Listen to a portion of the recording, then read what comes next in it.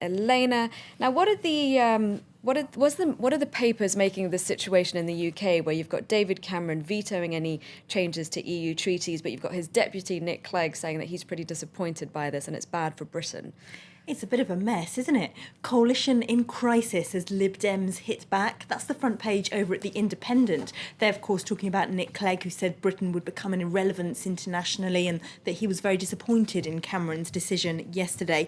Now, the paper says this might just be the last straw for Nick Clegg's party, the Liberal Democrats. Of course, they've always been known in British politics for being very pro-Europe. It's probably that more than anything that made them stand out from other parties. And The Independent has always been a paper that backed them. So what they have to say is quite interesting, and they say in their editorial that this is the last straw. The Liberal Democrats have already been forced to back too many policies since they went into coalition which go into conflict with their own principles, and now they say in their editorial the experiment in pluralism has run its course. They say they originally backed the formation of the coalition, but this has just gone too far. No one who voted Lib Dem can back this, they say, and it's time for them to walk away from that coalition. A point quite nicely made by their cartoon, which has a leaf with Nick Clegg's face on it, kind of blowing away from where it was protecting David Cameron's modesty, and you've got the Prime Minister there on his own.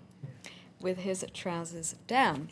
Now, a lot of people in Britain are supportive of this, though, aren't they? They're going to be pretty happy about David Cameron's move.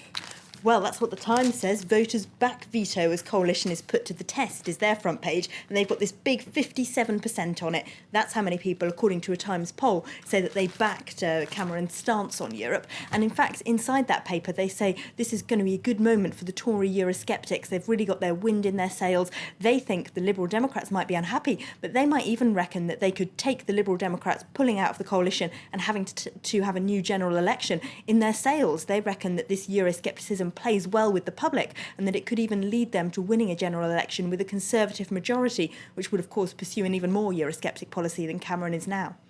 Now, another big story on the front pages is that deal reached in Durban, that climate change deal. Do they think that anything really significant was achieved at that summit? Well, look at this Guardian front page. Down under Cameron and Clegg, we've got this: global climate deal in sight after Durban breakthrough. So quite a positive headline there. They say there is something we should be applauding coming out of these talks, which is that developing countries for the first time have agreed to cut their emissions.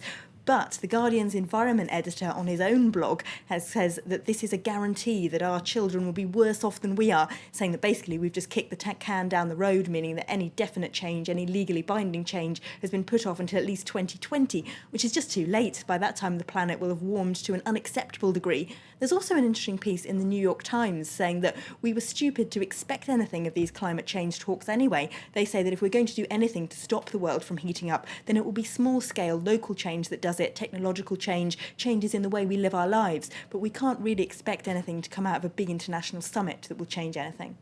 What about those massive protests in Russia over the weekend? What are the papers making of those? Let's look at the English language paper, the Moscow Times. Their headline this morning is "Protests are called amazing, but what next?" Now, they say the Kremlin, these might have been very big protests, but the Kremlin probably reckons they can take it in their sails and ignore them, at least until this kind of amorphous mob of demonstrators manages to change itself into a coherent political movement. They do say, though, the Kremlin does seem to have been a little bit caught on the back foot now. You can see that in their cartoon where they've got Putin hiding in a ballot box while crowds of protesters are outside of the window.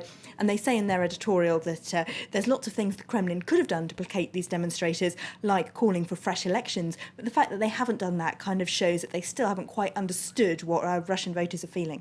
And very briefly, we've got Palestinians furious with a US presidential hopeful. Yes, Newt Gingrich says that they don't exist, or that they're an invented people, he said at the weekend in the Republican debate in Iowa. Now, the Daily Beast reports this has turned into a major diplomatic incident because there's so much anger about it in the Palestinian territories. Absolutely. Yes, absolutely. But they say how this plays with the Republican base will determine what they really want. If Gingrich's poll figures fall after this, then according to the Daily Beast, at least we'll know that Republican voters are on the same planet as the rest of us.